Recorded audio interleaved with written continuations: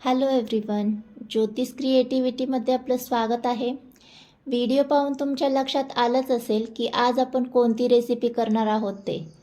आज मी बनवणार आहे अत्यंत हेल्दी आणि टेस्टी अशी इडली रेसिपी. तर त्यासाठी इथे माझ्याजवळ इडलीचं बॅटर शिल्लक राहिलेलं होतं. तर आता थोडासा ट्विस्ट म्हणून त्यामध्ये मी घालणार आहे पालक. तर इथे मी पालक ब्लांच केलेला होता आणि त्याची प्युरे करून घेतलेली आहे. तर आवडत असल्यास तुम्ही यामध्ये लसूण आणि हिरवी मिरची देखील ॲड करून घेऊ शकता प्युरे करण्याच्या टायमिंगला.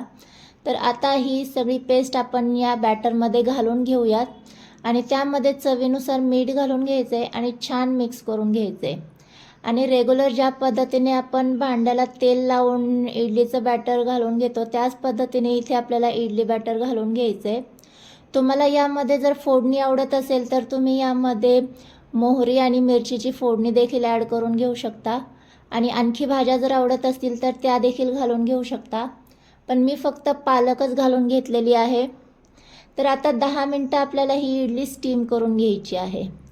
तर 10 मिनटं झाल्याच्या नंतर तुम्ही पाहू शकता मस्त असा कलर आलेला आहे आपल्या इडलीला. तर अत्यंत सोपी आणि साधी रेसिपी आहे.